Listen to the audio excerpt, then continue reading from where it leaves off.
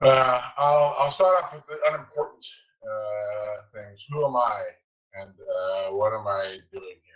My name is Alex Chasko. I'm the master distiller, master blender for the Teeling Whiskey Company. I'm also the first employee of the Teeling Whiskey Company.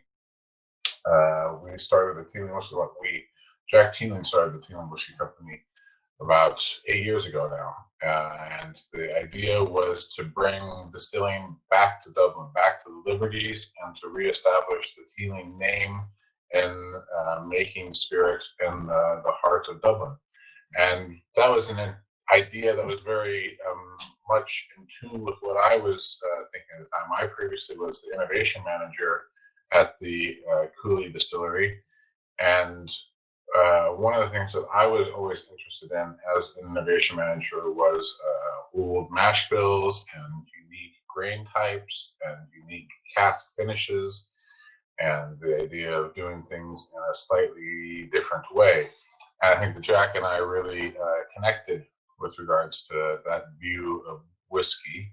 And we thought that Irish whiskey at the time was in a good place. It was growing, but in order to capture people's imagination and to capture more of a percentage of the market and to play up to what people were looking for in a whiskey, Irish whiskey needed to do more.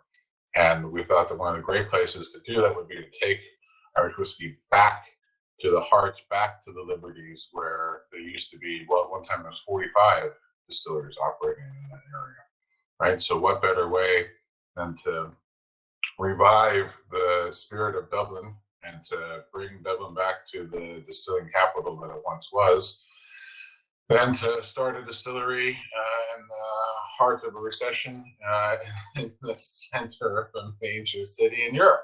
Yeah, easy said, easy done, right? And it took us a while. It took us a while to get the planning permission. One of the things was that we were like down the road from the Guinness brewery, and we would say to the Dublin City Council, "Oh, we want to be like Guinness, but not as big." And they'd say, "Well, why don't you want to be as big as Guinness?" I'd say, "Well, give us 250 years, maybe we'll get as big as Guinness." So there was challenges. There was things that we had to overcome as far as water, as far as the sewer connection, as far as power, as far as noise and dust, and the unique circumstances of running the distillery in the city center, where you have a large amount of explosive material and spirit, right? So we overcame all that, and in 2015, actually started making whiskey in the city center there. And one of the first things that we wanted to do when we got the new distillery set up, we had whole new equipment, a whole new building, we had a whole new team, right, and process. And we had a lot of ideas, but we had a lot of the world was our oyster in that regard, right? But there was a lot of challenges also. And the first challenge that I wanted to tackle was single pot still. I thought, okay, if we take this moment and we think about, like, in 10 years' time, what are people going to want to drink? Are they going to want to drink another single malt? No, they're not going to be. They'll be interested in the single malt, but really, if you look at the history of distilling in Dublin, it's single pot still. And so the first product that we started to mash was single pot still whiskey. Now, what is a single pot still whiskey? A single pot still whiskey is single, like in single malt, right? One distillery. All right. And then you put the term pot still in there. And pot still is a bit of a misnomer, because you would think, right, single malt is made in Scotland and in Ireland and pot stills. So you must be referring to the copper pots. And it is referring to the copper pots, but it isn't referring to the copper pots also. The term pot still was coined as a reaction to the invention of grain whiskey, right? So the distillers of Ireland were making a whiskey from a mixture of malted and unmalted barley in pots. And then Aeneas Coffey invented the coffee still, the column still, right? And those distillers that were making their mixture of malted and unmalted barley in pots saw that as being the silent spirit. They saw that as being not whiskey. So they came up with this term that is rather unfortunate at this time of pot still whiskey, because all of their whiskey was being made in pots. But all of their whiskey was also a mixture of malted and unmalted barley. So when I say Irish single pot still whiskey, what I'm talking about is whiskey that's being made on the island of Ireland, according to the geographic indicator, the EU law that dictates how you can make it, and that is being made from a mixture of malted and unmalted barley. In our case, that would be 50% malted barley, 50% unmalted barley. And that would be a traditional mash for pot still whiskey. All right, are we all okay so far? People understanding where we're coming from? All right, good stuff. So our mash, 50% malted, 50% unmalted barley, right? That presents several challenges. Number one challenge is milling it, and that malted barley is quite friable. There's a technical term for it. It turns into a flour quite easily. Unmalted barley are like little seeds. You try and squish them, and they just become little messes. They don't break up very easily, right? So what you need to do is you need to either have two separate mills, one that can mill malt and one that can mill unmalted barley, or the other option is you can go with wet milling. Wet milling is a process that it's actually the Germans perfected it back in the 50s. And with a wet mill, you can mill both malted and unmalted barley. But there's subtle differences in the two. There's slight differences as far as the settings on the mill. So the first 6 months of our production there in the new distillery involved a lot of me having and the team having our heads inside the mill trying to get it unstuck, because we were creating this paste glue stuff, right? But we got that sorted. We figured out what the different temperatures and the ratios of water to grain were needed to be able to crack the code of how to make single pot still whiskey. So we did that. We started mashing in, and we started to get the sweet wort off of it, right? And then what we did was we started to ferment it naturally, right? Which you do. So that fermentation process, though, we did things a little bit different in the distillery. We decided to use both wooden fermenters and stainless steel fermenters. The wooden fermenters are known in the industry as being Oregon pine, and as a proud Oregonian, we had to use Oregon pine. Now, someone might say, what's an Oregonian doing making Irish whiskey?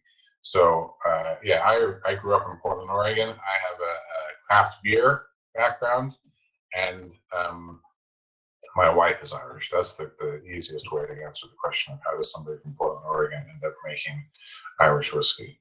So, Oregonian, right, making pot still whiskey, mixture of malted and unmalted barley, and we have to have Oregon pine or wooden washbacks in the process. And for us, we use the first 24 hours in the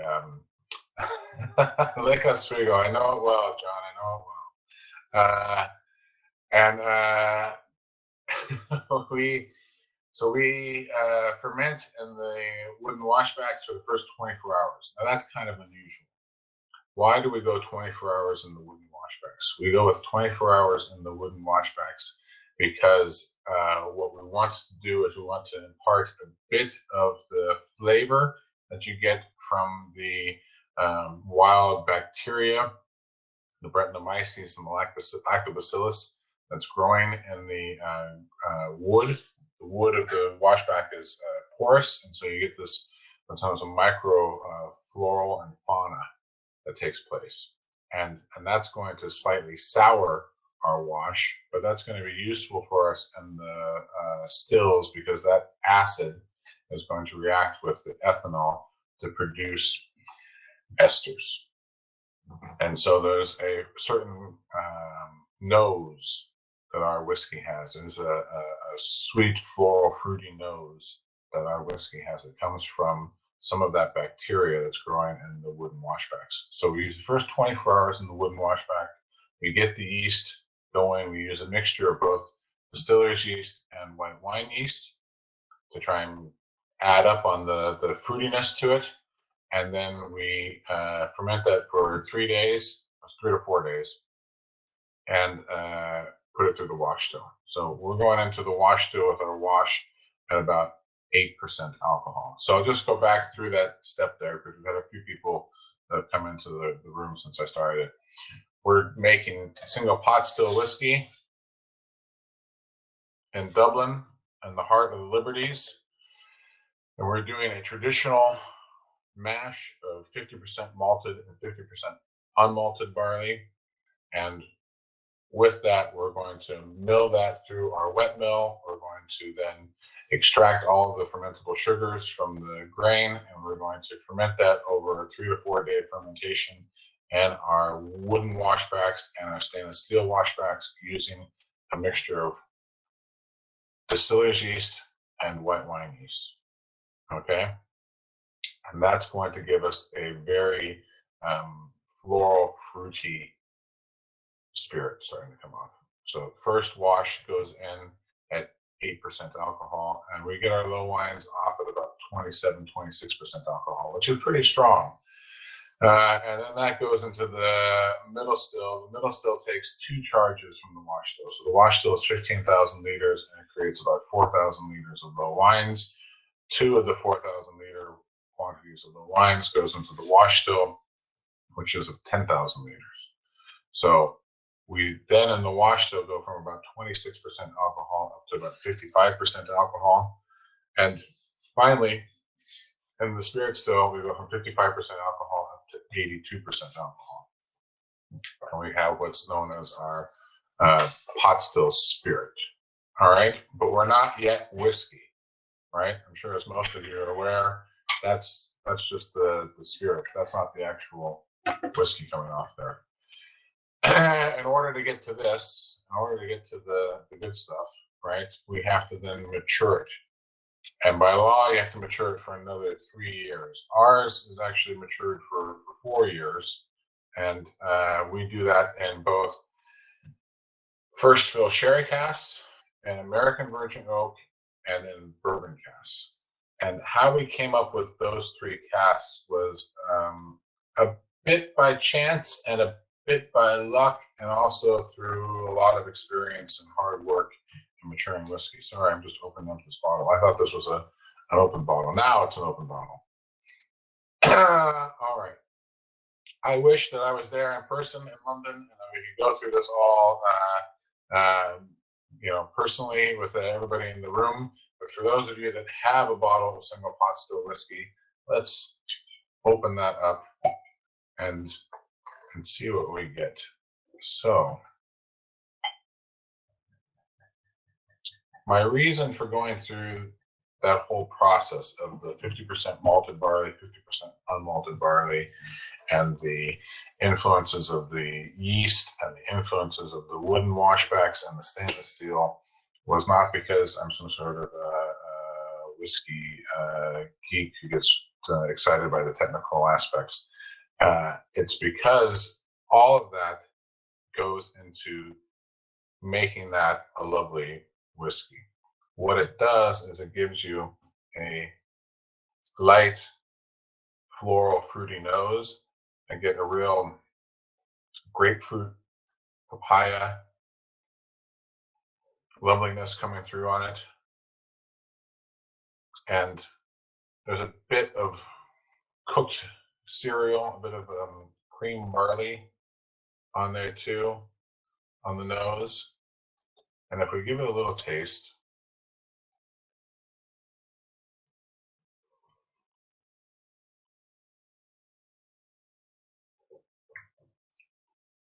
what I love about that whiskey is there's this spice, there's this unexpected spiciness to it. That is quintessentially what pot still whiskey is. Pot still whiskey has a little bit of spiciness on it that Yeah, it can be similar to the single grain that John is talking about there. The single grain has a little bit of spice that's coming from the wood. In this case, it's coming from that mixture of malted and unmalted barley that's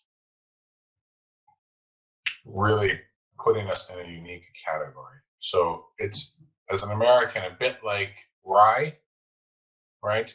I'm not saying that it's American rye, because it's not made from rye and it's not made in America, but it has that rye-esque, dry, spicy flavor to it. And as the blender for this whiskey, what I'm trying to do is balance. I'm trying to balance the nose and the influence from the yeast. I'm trying to balance the influence from the malted and unmalted barley, that bready, cooked cereal, cream corn kind of smoothness, oiliness that you're getting from the grain, right? Along with the vanilla and the honey and the bit of earthiness that you're getting from the sherry cask. It's really about trying to keep all of those aspects in balance so that nothing is really dominating, right? But nothing is lacking either. That's what we're trying to do with this single pot still, is create a new traditional, right, mash of a old Dublin style of whiskey, right? So the Teeling Whiskey Company is all about being respectful to the past, knowing our history, knowing where we're coming from. That's why we're located in the city center of Dublin, right? But having the courage and the strength to go forward in a new way. And as a previous craft brewer, I would have, and coming from Portland, where people are doing weird stuff all the time, you think like weird is great, weird's wonderful. Let's do unique and unusual things. And it isn't until I started making a single pot still whiskey in Dublin that I realized it actually takes a lot of courage to do things in a new direction, right? It's easy to just follow the previous route and take the trail that's well traveled and blazed, right?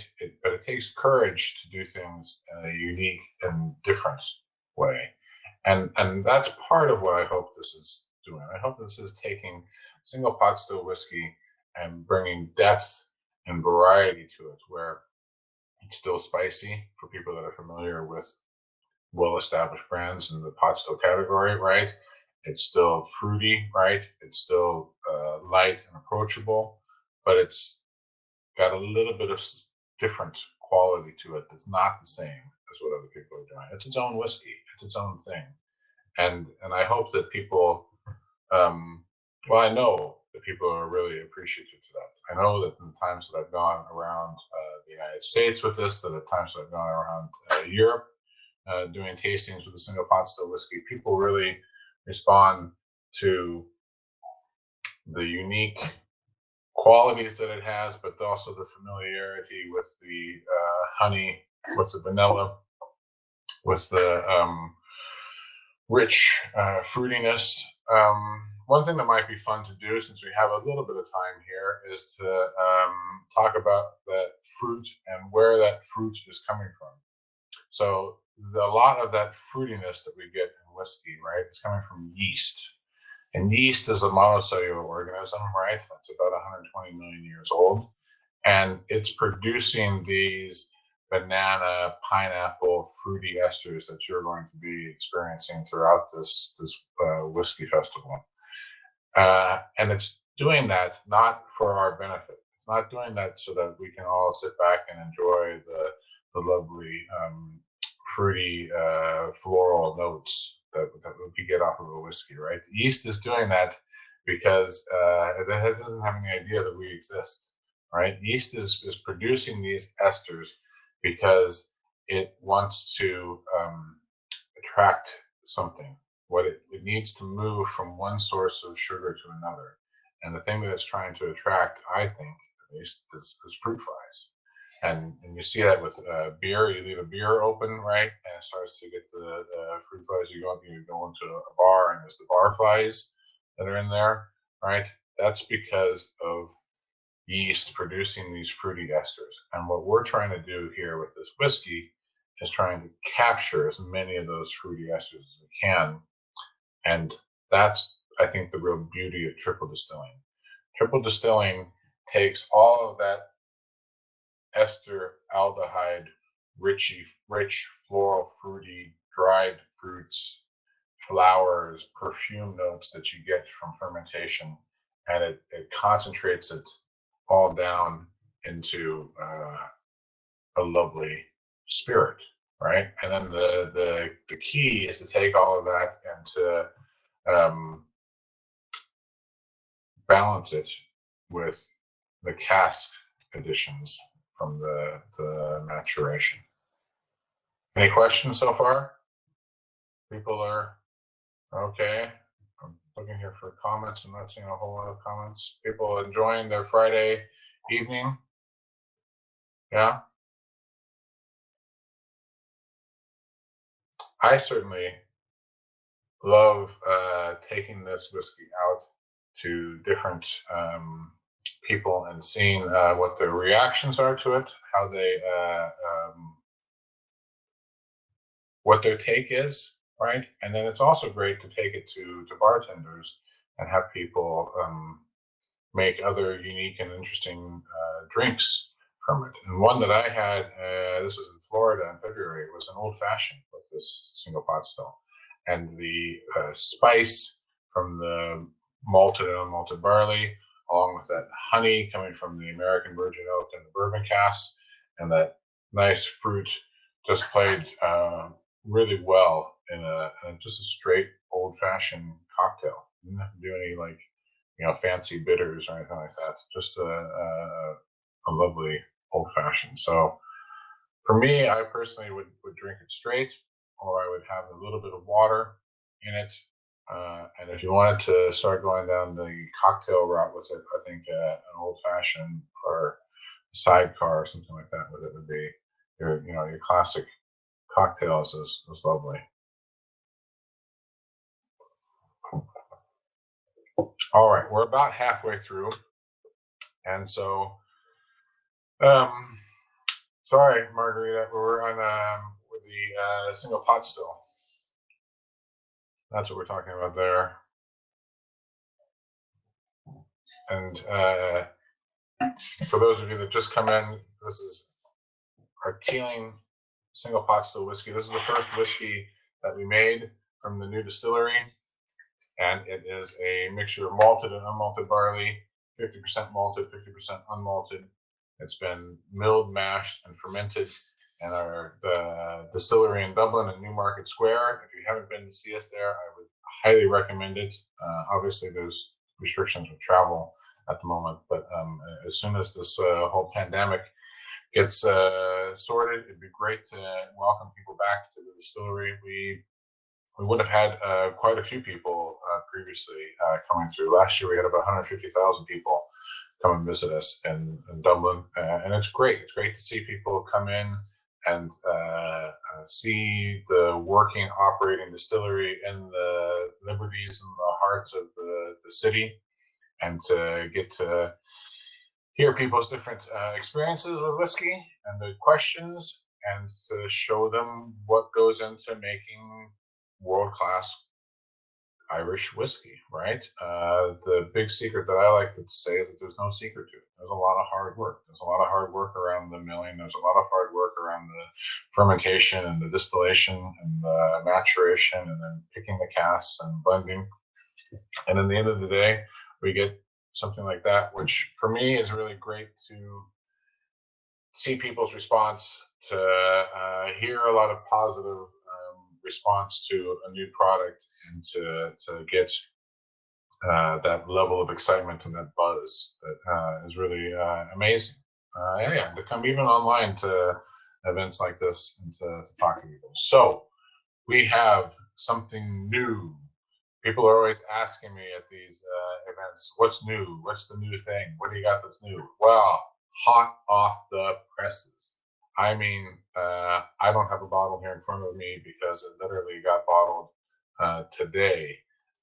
Let me see if I can share this. Is it gonna let me do it?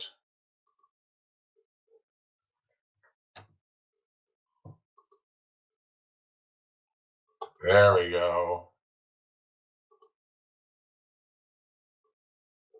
Can people see that?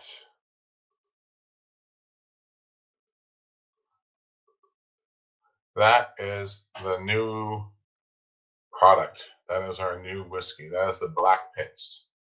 And the Black Pits is a new single malt. You can see it's literally been going down the conveyor belt in the bottling hall today. And that will be coming out in the next week or so, 10 days. We've got a special sneak peek for you guys of what it is and what is the Black Pits. Well, I guess the first question is, where is the Black Pits? The Black Pits is the area directly behind the distillery.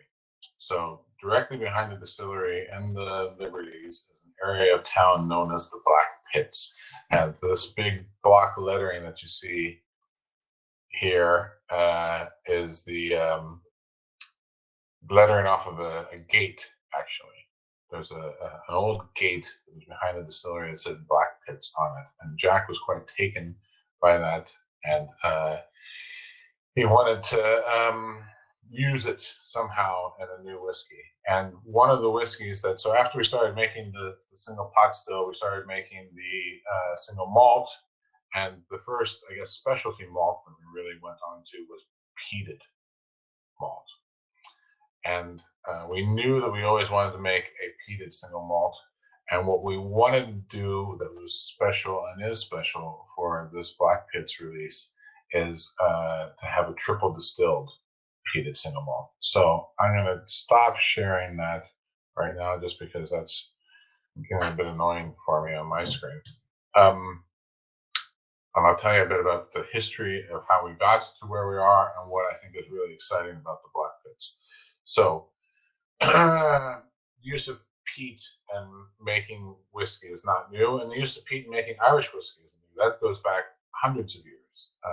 The most common source of fuel in Ireland, with Ireland being 2/3 bog, is turf, is peat, right? And you go back far enough in history, and everything was peated.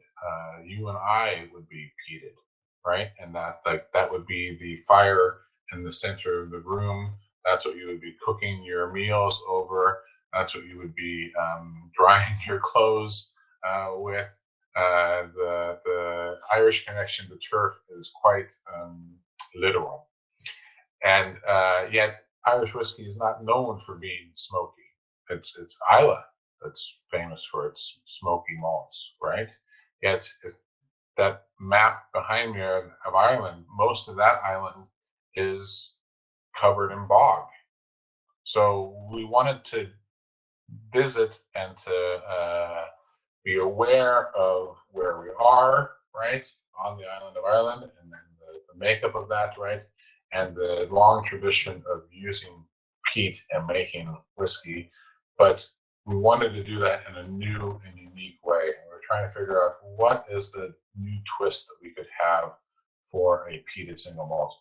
And the obvious one was the triple distillate, right? That Irish whiskey is known for being triple distilled.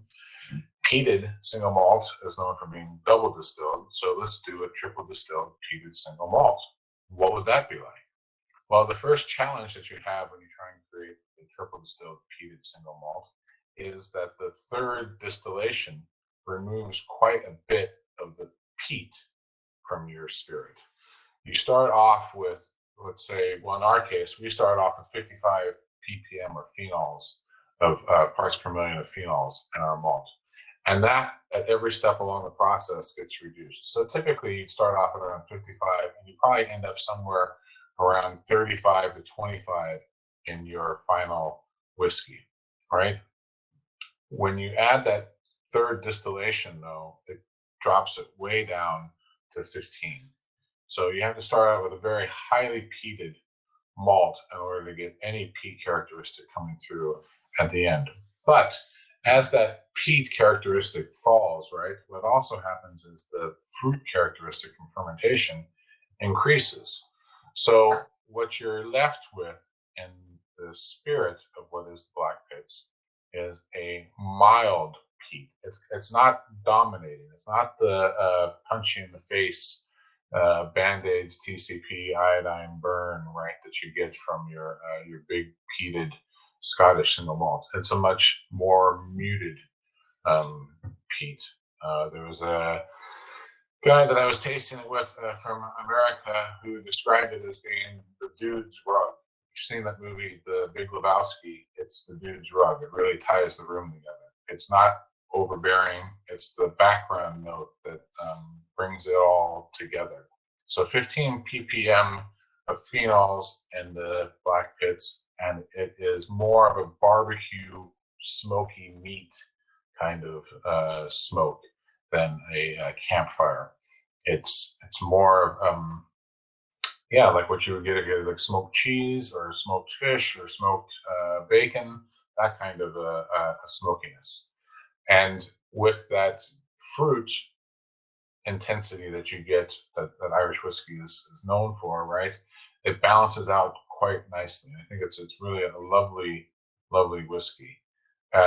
What we did that was unique in the black pits also is that we didn't just, I'll show that screen up there again. People can see it. What we did that was quite unique with this whiskey was you can just make it out there on the label, bourbon and sauterne casks.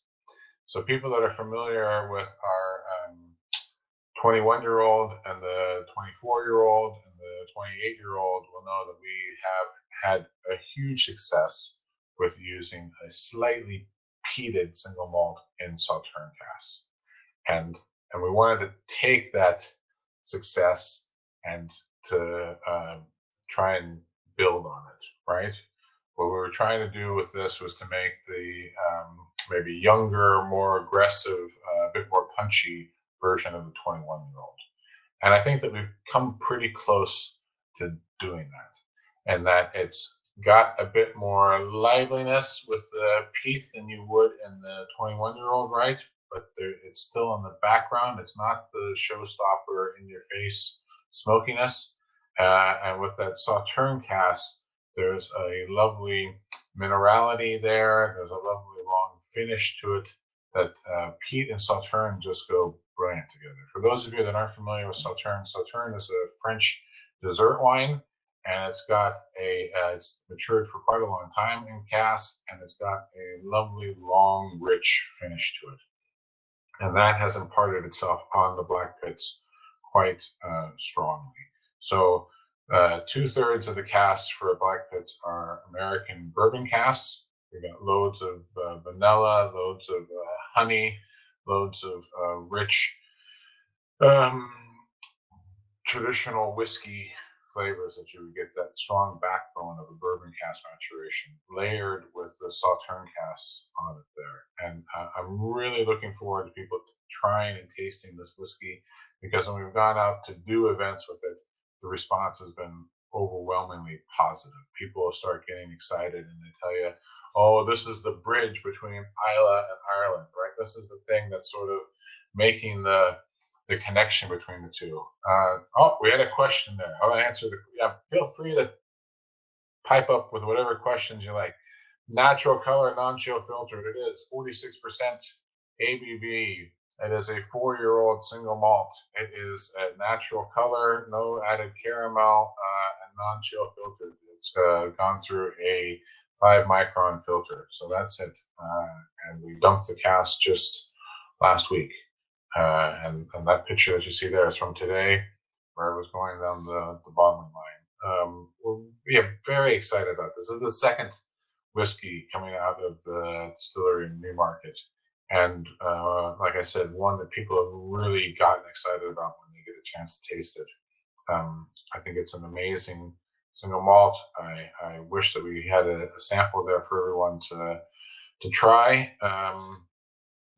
But with the delays that we've had, you know what delayed us was, to be honest, that black writing on the label there. that took us a while to get that all sorted and get everything perfect.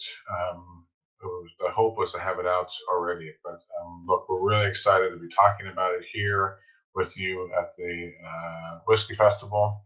I'm really sad that we're not doing this face to face. I think it would be great to get a good tasting session of the new Black Pits. But I'm looking forward to hearing what people's thoughts are and feelings. It will be available in the UK. Yeah, what else can I say about it? It's a whiskey that I'm really proud of, and I think that it really shows that idea that the Teeling Whiskey Company is aware of the past, right? We know what other whiskeys are out there, right, and what the history of the long storied history is of making whiskey in Ireland, right? But we're not going to just copy something that was done in the past. We're not going to just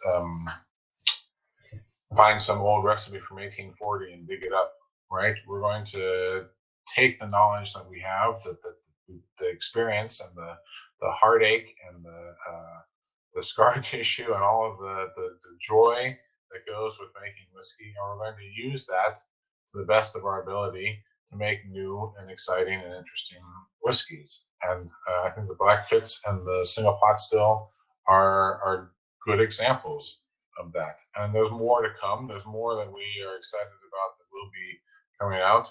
We're going to have the single malt from the distillery coming out this next year. And I think that is going to be an amazing whiskey. You guys are going to really be excited by it. There's more single casks that are going to be coming out. There's single casks to the single pot still that are already available with the unique wood types.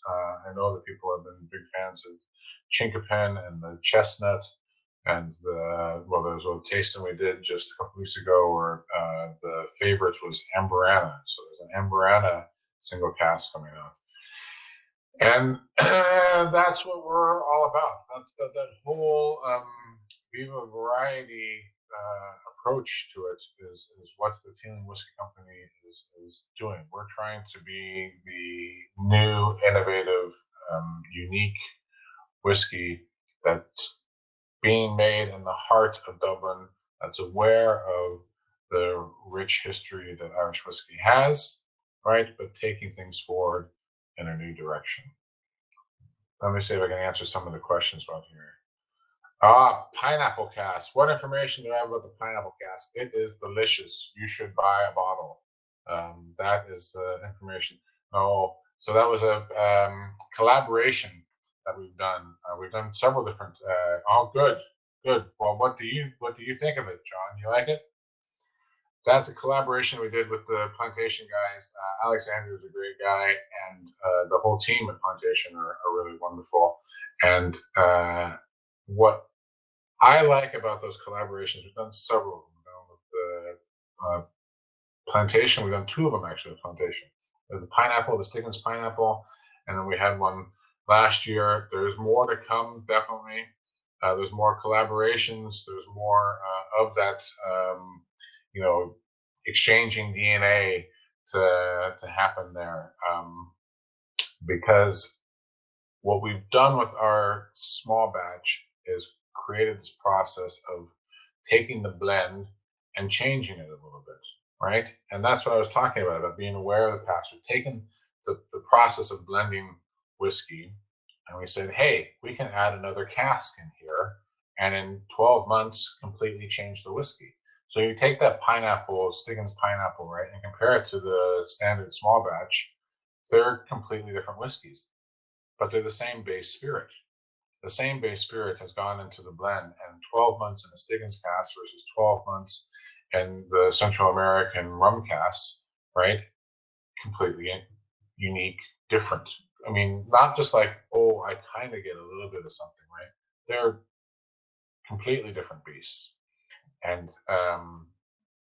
that has turned out to be quite a fun thing for a whiskey maker to do, where you can start working with other people. You can start working with the guys at Cairo up in Finland. You can start working with Three Rivers. You can start working with the plantation guys. You can start working with different breweries.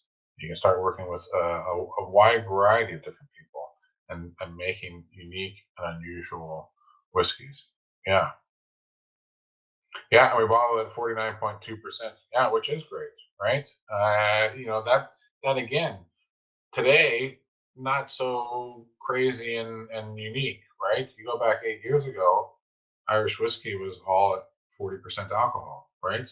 The only question was, what price were you going to charge for it? You make your blend and you bottle it at 40% alcohol, and you add some spirit caramel to it, and you chill filter it, and you send it out the door.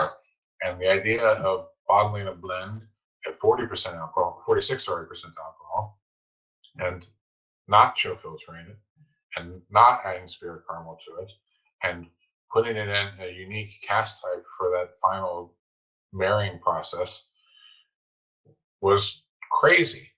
And we did it. We had the courage and the guts to do that because we love whiskey ourselves, and we wanted to make a whiskey that we were happy to drink.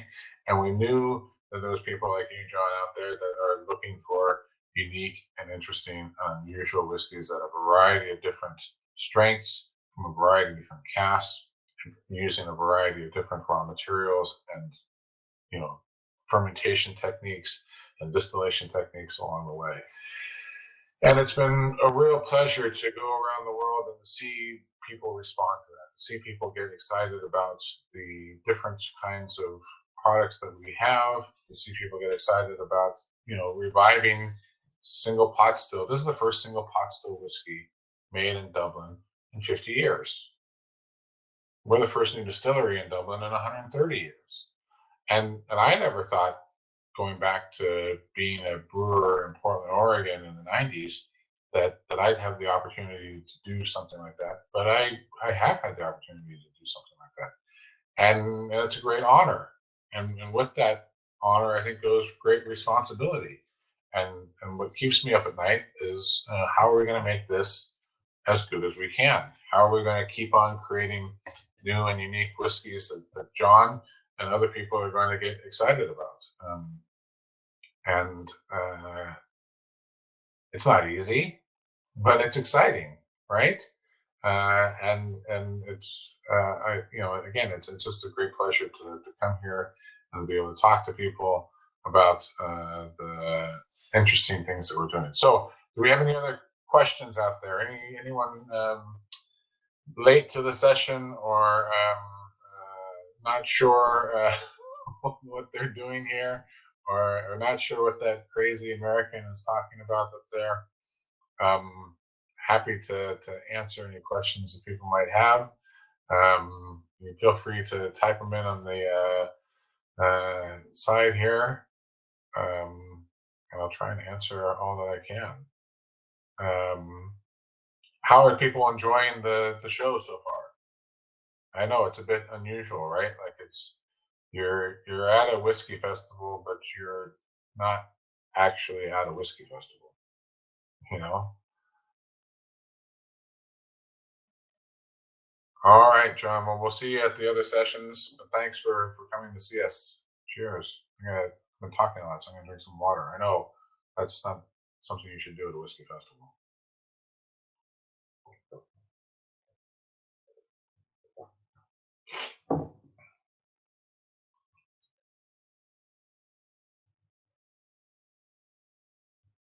All right. Let me see. I have a list here of things that marketing wanted me to cover. Let's see if we've covered everything so far or not. Yeah, we talked about the black pits. Talked about third. Single pot still. I guess I can talk about some of the more exciting things that are coming up that we're going to be releasing. We've done a series of single casts, and I think that we're going to do some more single casts. I think that's going to be quite exciting and unique. Those will be bottled both at cask strength and at reduced strengths. More single casts of the single pot still, which should be good.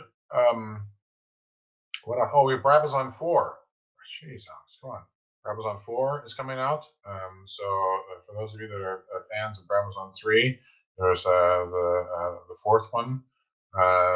Can't tell you a whole lot about that right now.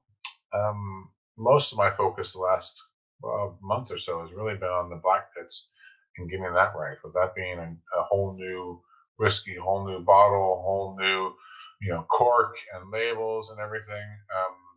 And getting people, getting the whole process ironed out as far as that, wanting to get it right.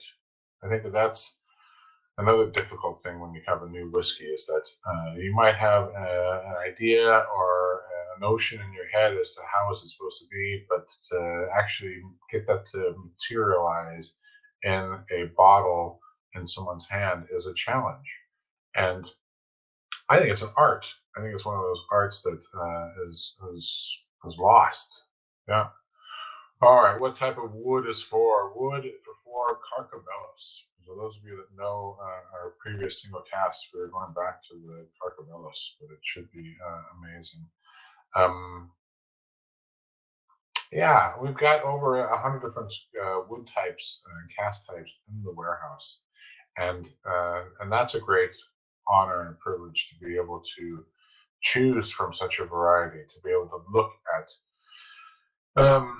all the different fortified wines, beers, spirits, different spirit producers, different wood types. There's a huge variety there. We've really worked hard to create a spectrum of different flavors. And part of the challenge is, how do you then bring that out to consumers? What are people ready for? What is the whiskey ready for? What do we need to do to try and make the whiskey at its zenith when you get it in the glass? All those are challenges that we face. I don't want to say on a daily basis, but like quite often there's a question of like, okay, well, what are we going to do next, and how are we going to make this the best that it can be?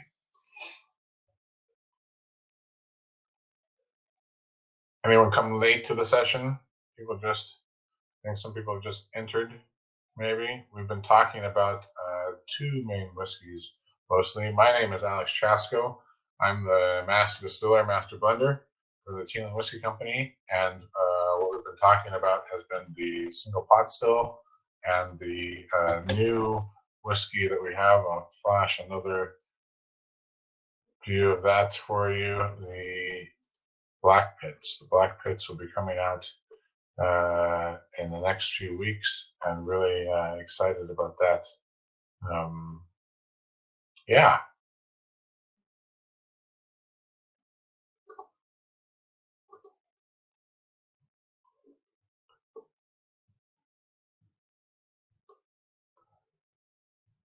Thank you.